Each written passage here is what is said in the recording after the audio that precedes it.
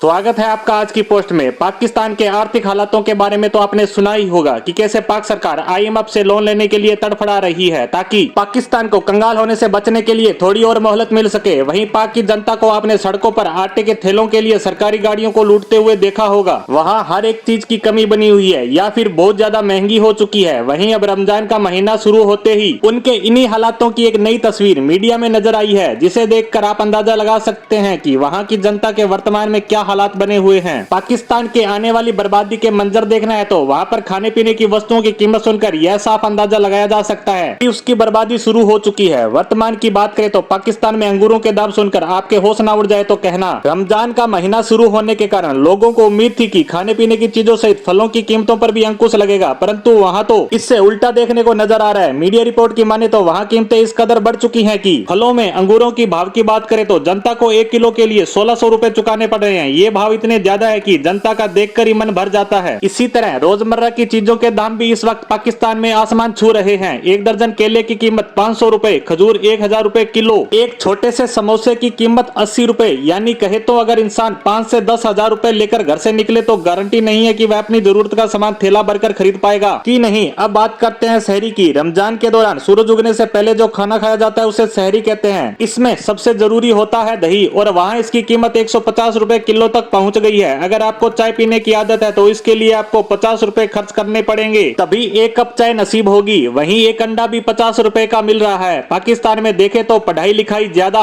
मायने नहीं रखती। ज्यादातर लोग मजदूरी दिहाड़ी करके ही गुजारा चलाते हैं। एक दिन की मजदूरी की बात करें तो यह 500 से 600 रुपए है। अगर कोई मजदूर अपने घर में अकेला कमाने वाला है तो उसका घर का खर्च कैसे चलता होगा, इसका अंदाजा आप लगा ही सकते हैं। ये वही पाकिस्तान है जो अपने देश और जनता की बजाय भारत के लिए परेशान रहता है। अगर उसने भारत की जगह अपने देश पर ध्यान दिया होता तो वहां आज ऐसे हालात ना हुए होते। वहीं उसकी कंगाली की बात करें तो मीडिया रिपोर्ट के मुताबिक महंगाई 50 साल के रिकॉर्ड तोड़ स्तर पर है। साल 2020 के मुकाबले इस साल चीजें 100% महंगी हो चुकी है। लोग पैसे ना होने की वजह से कुछ खरीद ही नहीं पा रहे हैं। इसी कारण वहां का व्यापार भी ठप पड़ रहा है। पाकिस्तान की स्थिति लगातार बिगड़ती ही जा रही है। आईएमएफ के साथ ही उसके दोस्त देश भी मदद के लिए आगे नहीं आ रहे हैं। इसीलिए लग रहा है कि बहुत जल्द पाकिस्तान डिफाल्टर घोषित हो जाएगा। अगर ऐसा होता है तो वहां गृह युद्ध के हालात भी पैदा हो सकते हैं। लोग आपस में मारकाट शुरू कर देंगे। खाने पीने की वस्तुओं की भारी कमी से कीमतें बढ़ जाएगी, तो इसके लिए दंगा होना तो स्वाभाविक सी बात है। आपको पिछले साल के श्रीलंका के हालातों की जानकारी तो होगी ही कि कैसे वहां की जनता सड़कों पर निकल आई थी, जिसकी वजह से वहां की सरकार को त्याग पत्र देना पड़ा और वहां के राष्ट्रपति देश छोड़कर भागते दिखे। परंतु वहां की शिक्षित जनता ने शांतिपूर्वक प्रदर्शन किए, जिसकी वजह से लोगों को जान नहीं गंवानी पड़ी। वहीं भारत ने श्रीलंका से अपनी दोस्ती निभाते हुए खाने पीने की वस्तुओं, पेट्रोल डीजल सहित आर्थिक रूप से भी बड़ी सहायता की, जिससे वहां के हालात काबू में आ सके। वहीं पाकिस्तान की जनता से शांति की उम्मीद करना बेमानी होगा। वहीं डिफाल्टर होने से बचने को किसी देश द्वारा सहायता की उम्मीद भी खत्म होती जा रही है। आईएमएफ की जो किस्त उसे हर हाल में नवंबर दिसंबर में चाहिए थी, वह अप्रैल के शुरुआत तक तो मिलती नजर नहीं आ रही है। वहां की सरकारों की गलत राजनीतिक नीतियों का भुगतान वहां की जनता को आज करना पड़ रहा है, वरना वहां ये हालात नहीं हुए होते। इसीलिए तो कहा गया है, बोया पेड़ बबूल का तो आम कहां से होए। इसी कहावत के साथ हमारी आज की पोस्ट को यहीं विराम देते हैं। धन्यवाद।